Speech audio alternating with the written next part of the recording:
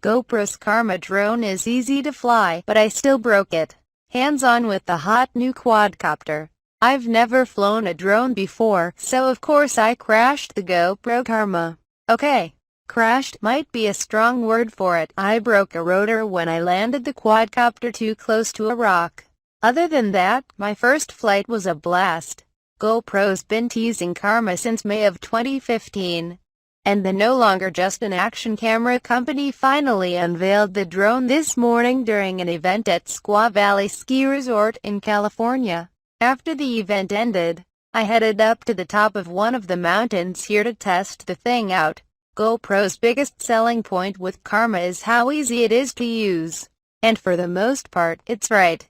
The drone has auto-takeoff and landing modes, an easy flight mode, and some semi-autonomous modes.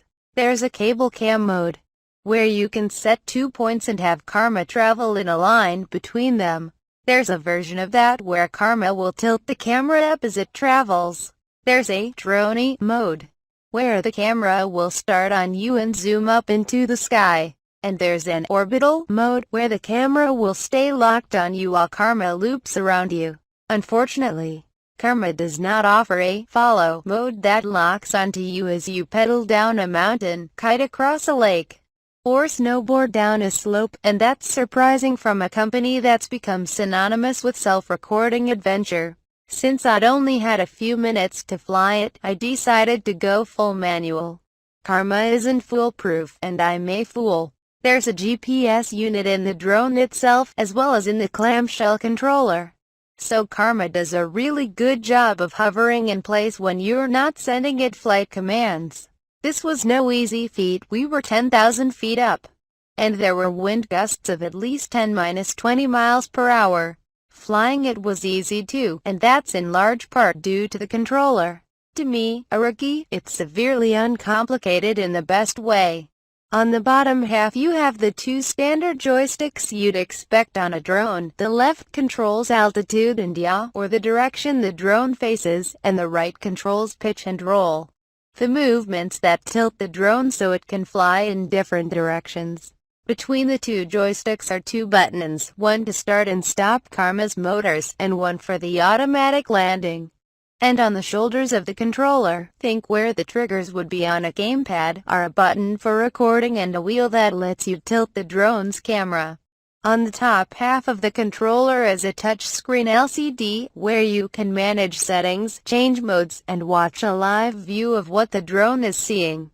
I had Karma about 300 feet above me and at least 500 feet away from me, and the video never cut out.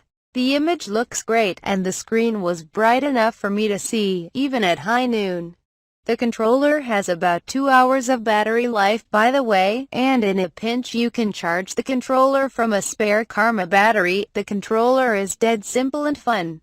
Of course, Karma's battery only lasts about 20 minutes. Extra batteries will run about $100, $150, and this is displayed in a bar that stretches across the top of the LCD.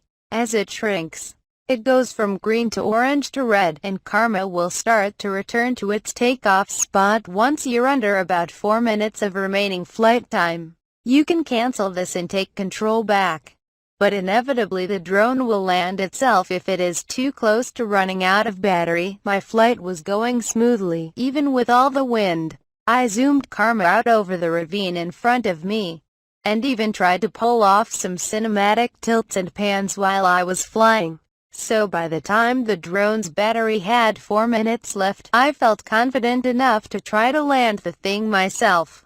I got it back within about 50 feet from me, but I was lowering it too fast. Before I could tap the auto landing button, the drone set itself on the ground right next to a rock. Karma only stands about 3 inches off the ground, so the rotor clipped the rock. Oops, so I got a little cocky. I won't be the last. With Karma, GoPro is getting into a product category that is inherently more dangerous than a camera, one that's even regulated by the government. There are going to be accidents with Karma, especially because it doesn't have any sense and avoid capabilities. Otherwise, it really did feel easy to use. and I've spent the rest of the day wanting to get my hands on that controller again.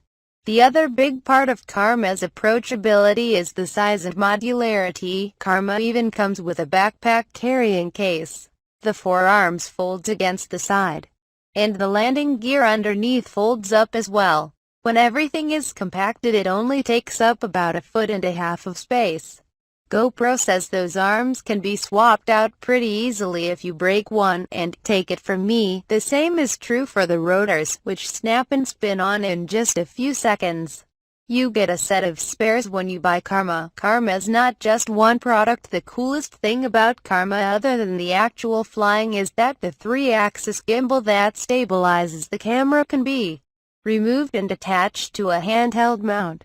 This turns your GoPro into something like the DJI Osmo, and save for Karma, it was the thing I had the most fun playing with today. The handheld mount has a battery in it that powers the gimbal and also charges your GoPro, too. Karma will cost $799 when it goes on sale in late October. But the real killer selling point for GoPro will probably be the bundles.